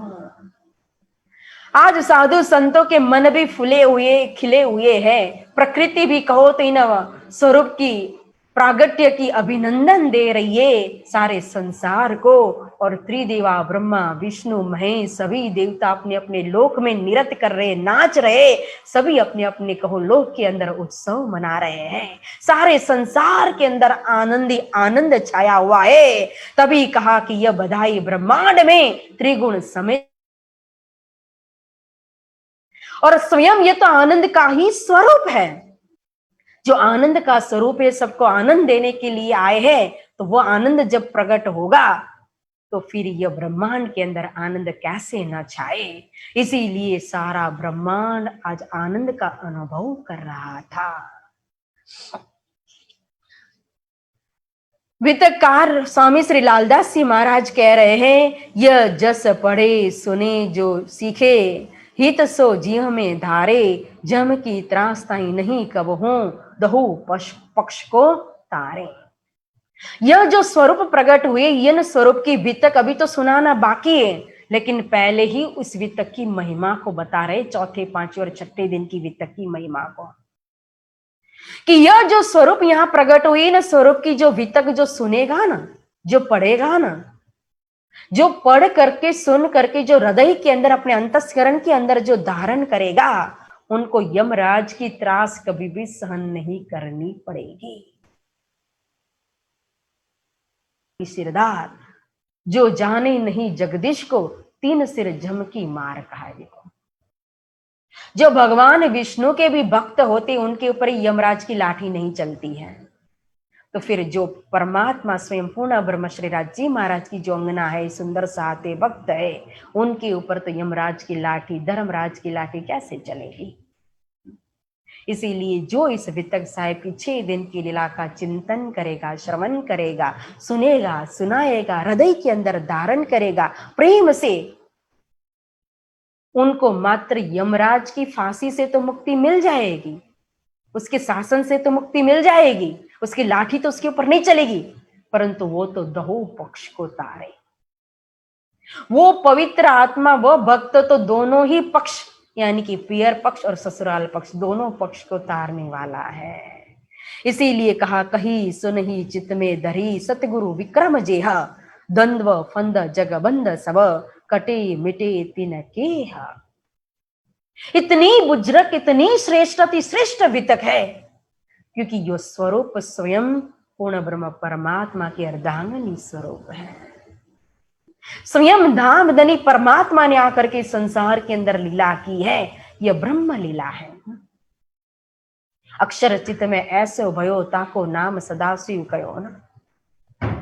व्रज रास दो ब्रह्मांड, तो अक्षर भगवान ने व्रज और रास दोनों ब्रह्म लीला को कहो किस तरह से अपने हृदय के अंदर अखंड कर लिया था, उसी तरह से यह जागनी लीला भी अक्षर भगवान के अंदर सारी अखंड होने वाली है। ये 3 ब्रह्मांड हुए, जो अब ऐसा हुआ ना ओसी कब, ये तीनों में ब्रह्म लीला भई व्रज रास और जागनी कही गई। ये तीनों ब्रह्मांड जो व्रज रास और जागनी, तीनों के अंदर की लीला जो है, वो स्वयं ब्रह्म ने आकर के की, इसलिए ब्रह्म लीला है। और ये तीनों लीला अखंड हो जाएगी। हवे जागी जो हमारा साथ जी, ये छी आपण जोग, 3 लीला चौथी घर तणी, 4 नो आमा भोग कहा है। 3 लीला व्रज रास और जागनी, और उसके साथ साथ चौथी लीला हमें वितक साहिब के अंदर कौन सी पकड़ाई है, परम धाम के अंदर की। ये 6 दिन की लीला के अंदर कहो, ये चारों लीला का समावेश है, ब्रज रास जागनी और परम धाम की लीला। इसीलिए कहा कि यह लीला का जो चिंतन करेगा, प्रेम करेगा इस लीला को, इस स्वरूप को, वो मुक्त हो जाएगा। त्रिगुण फांस के फंद परे, महाराजा छत्रसाल जी कहते हैं ना, 3 गुण रूपी फांसी से हमेशा के लिए, तमोगुण रजोगुण सतोगुण, जिससे कहो तुम शुभ अशुभ कर्म करते और जन्म मरण के चक्कर में पड़ते हैं, तो देत परिक्रमा कर्म सब छूटे, ये कर्म रूपी बंधन से ही मुक्त हो जाएंगे। शरीरम स्वरूपम ततो वै कलत्रम, यशश्चारु चित्रम धनमेरु तुल्यम, यशोदा किशोरे मनो में न लग्नम, ततकिम ततकिम ततकिम ततकिम।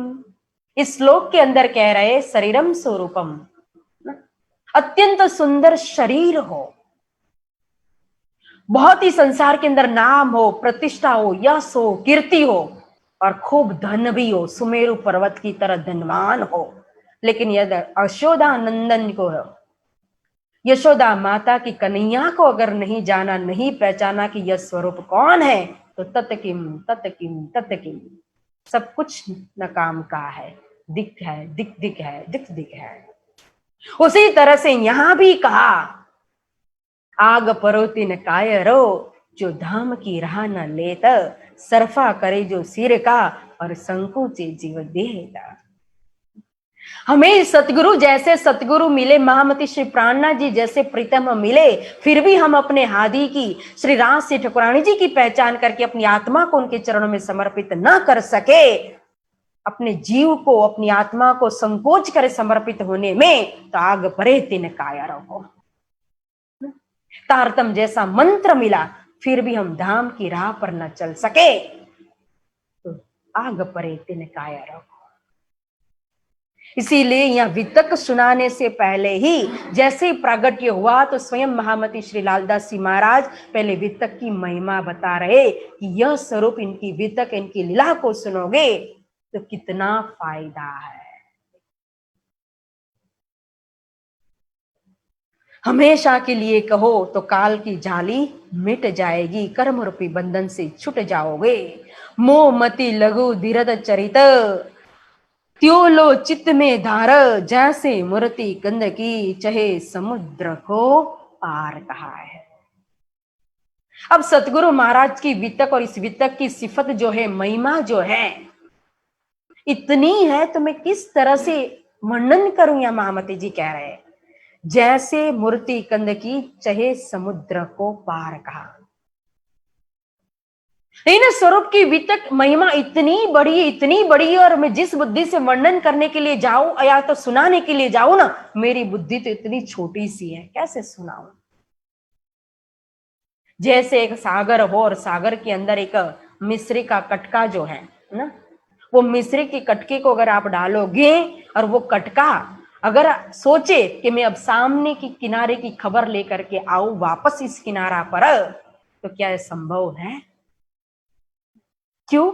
क्योंकि उस मिश्री के कटका का अस्तित्व ही नहीं रहेगा सागर में जाने के बाद, उसी के अंदर वो अपने अस्तित्व को ही खत्म कर देता है। ऐसे ही सतगुरु स्वरूप की महामती श्री प्राणनाथ जी की वितक एक सागर के समान है, और हमारी आत्मा कहो तो मिश्री के कटके के समान है। अगर इन स्वरूप की पहचान हो गई और इनके प्रेम रूपी सागर के अंदर अगर हम गोते लगाएंगे, डुबकी मारेंगे ना, तो हमारा अस्तित्व ही वहां खत्म हो जाएगा, मैं हमारी मिट जाएगी, सब कुछ छूट जाएगा। ये प्रेम समुद्र अति गहरा, कोई डूबे चतुर सुजान।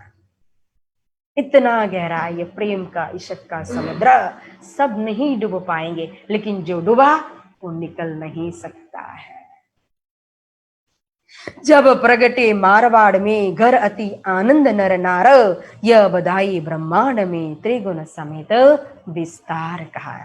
जब मारवाड़ देश के अंदर प्रकट हुए स्वयं श्री श्यामा महारानी सदगुरु के रूप में, तो इस समय कहो तो मतु मेहता के घर में भी उत्सव, जैसे व्रज के अंदर आज बधाई घर घर प्रकट या श्री नंद कुमार, उसी तरह से कहो तो यहाँ भी घर घर के अंदर उत्सव मनाया गया। सारे ब्रह्मांड के अंदर की जितने भी नर नारी, जलचर थलचर नवचर जितने भी चेतन थे, वो सबको ही आनंद का अनुभव करने लगे। और यह बधाई मतु मेहता और कोरबाई के घर कहो, अड़ोसी पड़ोसी कहो, या गांव वाले कहो, या मारवाड़ देश कहो, इतने में सीमित नहीं रही। यह बधाई त्रिगुण में कहा, त्रिगुण समेत विस्तार। स्वर्ग लोक के अंदर पहुंची, वैकुंठ लोक के अंदर पहुंची, ब्रह्मा जी के पास पहुंची, शिव जी के पास पहुंची, ब्रह्मा जी के पास पहुंची, सभी एक दूसरे को बधाई दे रहे हैं और धन्य धन्य अनुभव कर रहे हैं इन स्वरूप के दर्शन करके, कि धन्य है आज हमें स्वयं इन स्वरूप के दर्शन हो गए। सुखदाई सबन को अखंड करन हार, विश्व वंदे अक्षर लो सुखे परीक्षित सो कहो विचार।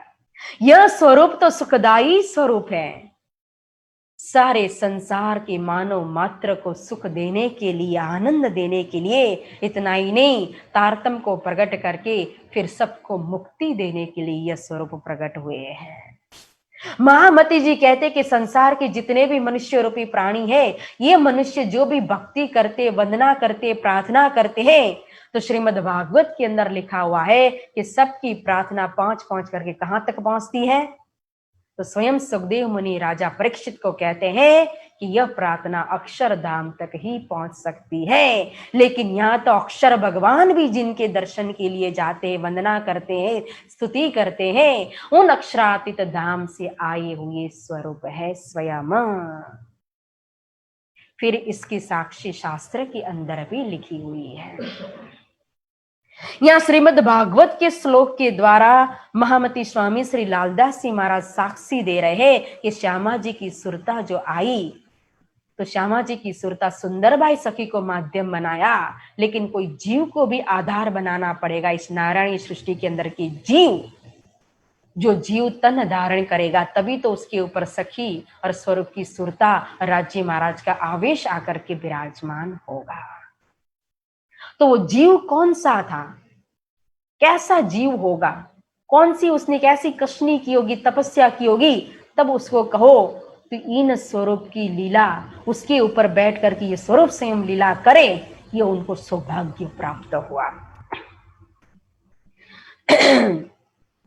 तो कहा श्रीमद् भागवत के अंदर के देवापि शंतनो भ्राता मरुच्छेजा कुल वंशज कलाप ग्राम आसाते महायोग बलाविंतो।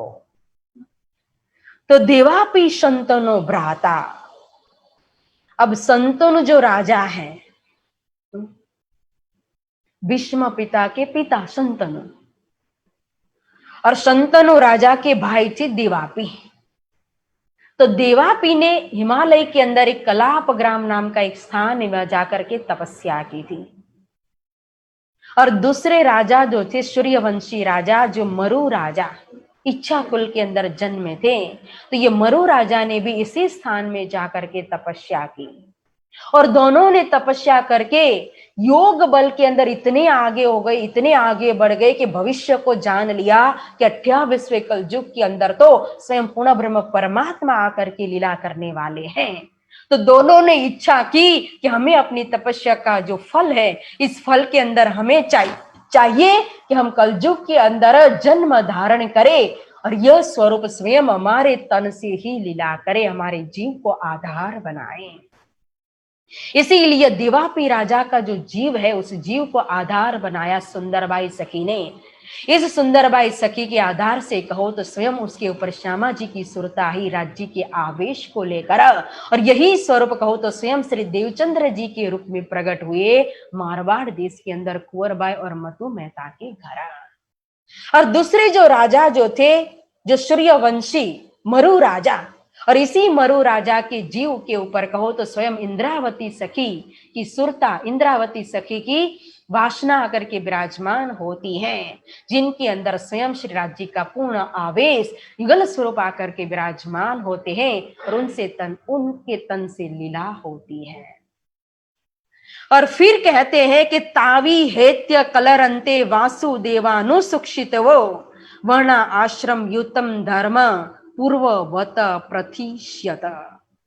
इतना ही नहीं, ये दोनों जो जीव है वो भविष्य में कलयुग के अंदर आकर के वासुदेव जो है, तो वासुदेव श्री कृष्ण यानी कि अक्षरातीत श्री कृष्ण की जो लीला है, उनका ज्ञान जो है वो ज्ञान आप देंगे चारों आश्रम वाले को, और सभी चारों जो वर्ण वाले हैं, आश्रम वाले, सबको जमा करके इनका ज्ञान दे करके लीला को पकड़ाएंगे और पहले की तरह एक सत्य धर्म की स्थापना करेंगे। तो यह भविष्य पहले ही कहा गया था श्रीमद् भागवत के अंदर, जिसकी साक्षी यहाँ स्वामी श्री लालदास जी महाराज दे रहे हैं। और फिर कह रहे कि सतयुग के बीज भूत इनो बीच रहे विस्तार, होवे सब में जाहिर अखंड ये संसार। सतयुग के बीज भूत कहा। देखो अब यह सतयुग कौन सा सतयुग है? जो हमने 4 युग देखे थे, सतयुग, त्रेता, द्वापर और कलयुग, वो सतयुग नहीं है। यहां जिस सतयुग की बात की गई है, सतयुग यानी कि सत्य, जो अविनाशी है, जो अखंड है, जो शाश्वत है, तो वह सत्य है परम धाम। और सत्य परम धाम, सतयुग परम धाम, उस परम धाम का बीजभूत जो है वह है तारतम। और इस तारतम का विस्तार इनो बीच रहे कहा है। तो यह तारतम ज्ञान का विस्तार इन दोनों स्वरूप के हाथ में है, श्री सद्गुरु महाराज और महामती श्री प्राणनाथ जी के हाथ में। इन्हीं के द्वारा तारतम प्रकट होगा, इन्हीं के द्वारा तारतम जाहिर होगा, यही तारतम का विस्तार देंगे और इसी से द्वारा कहो तो सारे संसार को अखंड करेंगे, संसार के लोगों को, हर जीव को मुक्ति देंगे, ये दोनों स्वरूप। अब इन स्वरूप की साक्षी जैसे यहाँ दे रहे महामती स्वामी श्री लालदास जी महाराज, तो ऐसी ऐसी साक्षी कहो तो भरमार लाखों साक्षी यत्र तत्र सर्वत्र लिखी हुई है। वेद में है, पुराणों में है, श्रीमद् भागवत के अंदर है, लेकिन एक मिलाए खोल दीजिए ये वस्तु पाइए तवा। वो जो साक्षी रहस्य रूप में हो, उस रहस्य को खोलने के लिए, और रहस्य एक ताला है, तो ताले को खोलने के लिए क्या चाहिए? चाबी, कुंजी चाहिए। तो वो सभी रहस्य को, ताला को खोलने के लिए एक ही चाबी है जिसका नाम है तारतम। ये मास्टर की है जिससे हर ताला, हर रहस्य खुल जाता है। इसीलिए महामती जी कहते हैं कि इस तारतम की नजर से देखोगे, तारतम के द्वारा चिंतन करोगे तो सारे रहस्य खुल जाएंगे कि भरमार साक्षी जो है वो समझ में आ जाएगी कि इन्हीं स्वरूप के लिए लिखी हुई है। सोई शरत कुरान में लिखी 120 बरस, 4 5 छठा दिन तब जाहिर होवे अरसा। हादी श्री सदगुरु स्वरूप की जो जागनी लीला की जो उम्र है वो 120 बरस की उम्र लिखी हुई है। 120 बरस की उम्र मतलब कि जो प्रागट्य हुआ 1638 से लेकर के 1758 तक की जो लीला है वो सारी हमारे हादी श्री सदगुरु स्वरूप की ही लीला है। बातुनी अंतरंग आकार तो भल्यो पश्यो पर पश्यो मंजो तेज, शक्ति के द्वारा लीला की पहचान करनी है। फिर 4 5 छठा दिन तब जाहिर होवे अर्श कहा था। तो देखो इस 4 5 और छठे दिन के अंदर अर्श यानी कि परम धाम को यहाँ जाहिर कर दिया। जब श्री 5 पद्मावतीपुरी धाम के अंदर बंगला दरबार के अंदर खिलवत का प्रकटीकरण हुआ, परिक्रमा ग्रंथ प्रकट हुआ, सागर ग्रंथ प्रकट हुआ, जब श्रृंगार ग्रंथ प्रकट हुआ, तो इसके द्वारा परम धाम को इस धरती के ऊपर, इस संसार के अंदर प्रकट कर दिया, जाहिर कर दिया तारतम ने। तो जो भविष्य कहा था कुरान के अंदर, उस भविष्य को उसी समय के अंदर यहाँ जाहिर किया तारतम ने। तो ऐसी ऐसी साक्षियां महामती जी देकर के इन स्वरूप की हमें पहचान करा रहे हैं। तो प्यारे सुंदर साथ जी, इन स्वरूप की हम पहचान करें, सदगुरु स्वरूप की, महामती श्री प्राणनाथ जी की। और इस जागनी ब्रह्मांड के अंदर हमारे लिए जो तारतम दिया, इस तारतम के द्वारा हम अपने अपने जीवन को धन्य धन्य बनाए। और इसी के साथ कहो तो समय की मर्यादा भी पूरी हो रही है, तो यहाँ अभी तक कथा को भी हम विश्राम देंगे और कल की कथा में फिर सुनेंगे, श्रवण करेंगे कि हमारे सदगुरु महाराज अब किस तरह से बाल्यकाल में लीला करते, पौगंडी अवस्था में लीला करते, कुमार अवस्था के अंदर लीला करते हैं, और कैसे कैसे प्रश्न मन में विचार करते, चिंतन करते, और किस तरह से खोज करने के लिए निकलेंगे, वो हम श्रवण करेंगे कल। बोलो श्री सदगुरु महाराज की जय। अब चौपाई दोहराएंगे सबसे पहले। तब जाहिर होवे अरशा, सोई शरत कुरान में लिखी 120 बरस, 4 5 छठा दिन तब जाहिर होवे अरश, तब जाहिर होवे अरश।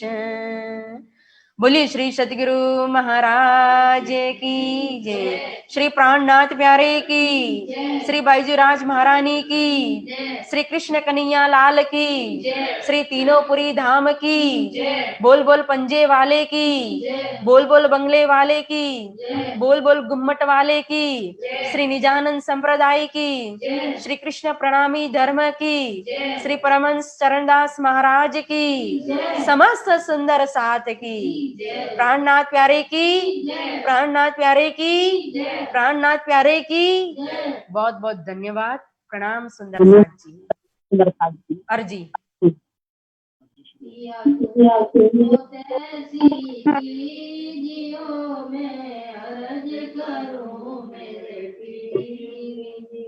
हमें जैसी तुम्हें जिनी करो, पीछे चॉकलेट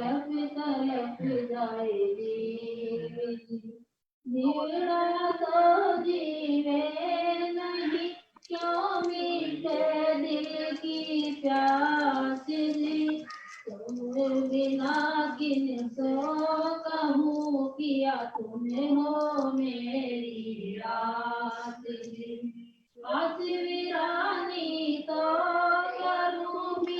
आजू आजू बाजू का सब सिंगार आएगा।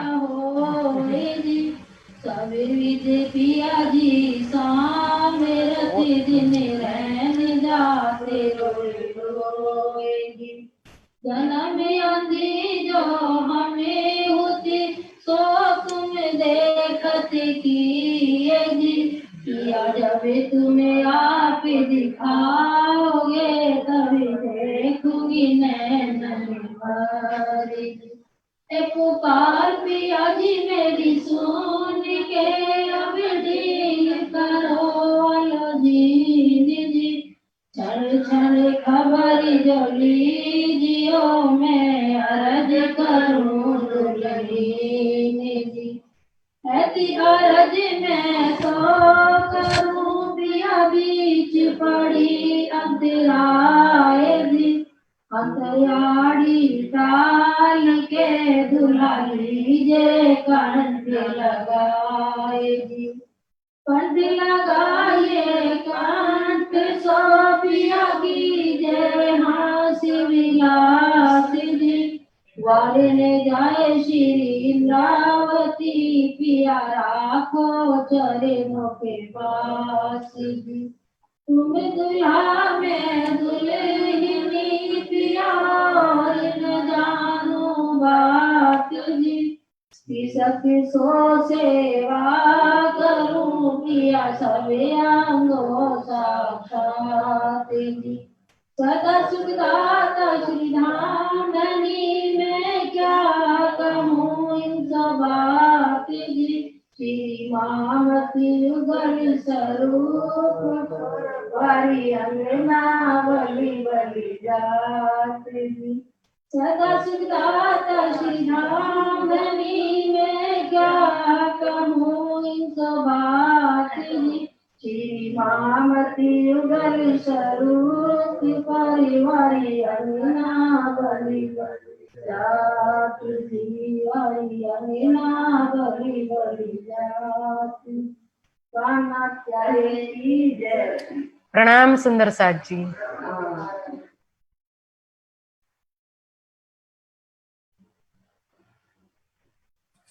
महाराज श्री प्रेम सखी जी, आज बीतक में बहुत आनंद आया, क्योंकि पहले तो तीसरे दिन की अरब की आपने स्पष्ट व्याख्या की। मुस्तफा मोहम्मद साहब गए परम धाम, पर जबराइल के पर जलने लगे, वो नहीं जा सका क्योंकि तारतम नहीं था और वहां पर आत्माओं की सुरता आई नहीं थी, केवल एक आसबाई की आई थी, श्यामा महारानी जरूर थी।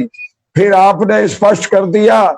उसके बाद चौथे दिन की लीला जब शुरू हुई तो मूल मिलावे से राजी महाराज ने ब्रह्म प्रियाओं को भेजा और रू अल्लाह को भेजा।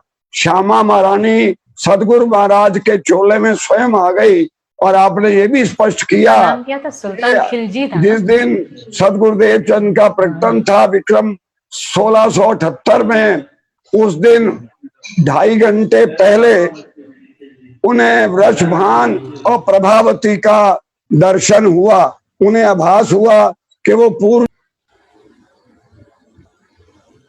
थे और राधिका उनके कोख में थी, और फिर राधिका रानी सदगुरुदेव चंद जी के रूप में आ गई। बहुत आनंद रहा। आपने बड़े आनंद के साथ मनाया सदगुरुदेव चंद जी का जन्म महोत्सव। जय कन्हैया लाल की भी गाया, आपको प्रेम प्रणाम। और आज आपका स्वर भी बहुत था, आपने एक बीच में गायन भी किया, आपको प्रेम प्रणाम। अब सुंदर साथ जी ठीक 4 बजे स्वामी शरण महाराज आज इस समय चेन्नई में पहुंचने वाले हैं। चेन्नई से सत्संग सभा होगी, भजन कीर्तन होगा और रात को 8:30 बजे मासी जगत राज जी के द्वारा पीतक होगी। मिलेंगे हम आपको प्रेम प्रणाम। प्रणाम जी। भाई प्रकाश शर्मा जी, आपका स्वास्थ्य भी राजी महाराज ठीक करे। आज महाराज भीम सखी ने भी आशीर्वाद आपको दिया है और हम भी राजी से प्रार्थना करते हैं आपका स्वास्थ्य ठीक रहे। प्रणाम जी, प्रणाम जी, प्रणाम। बंद कर, उसको बंद कर।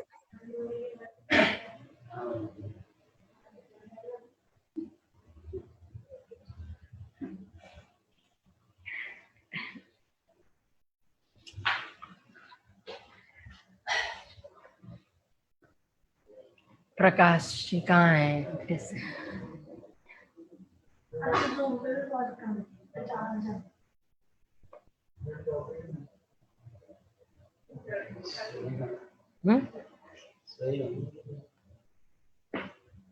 नहीं, जूम में ऐसा होता है ना, किसी का आता नहीं है, नेट पावरफुल चाहिए, किसी का नहीं आता है। स्टार्टिंग में बहुत रहते थे, कम होते गए क्यों, फिर आईडी पर चले जाते हैं, यूट्यूब पर चले जाते हैं।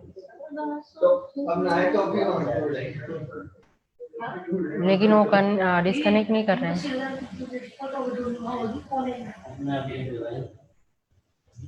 यहाँ से लीव करते थे, वो शायद नहीं है प्रेजेंट नहीं है यो।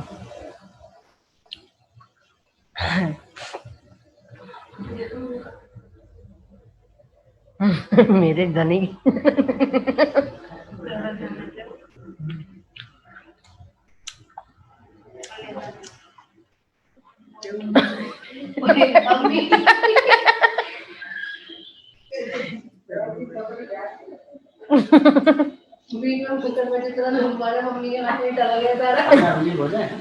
लीव कर दो, मैं तो वही बोल रही हूँ।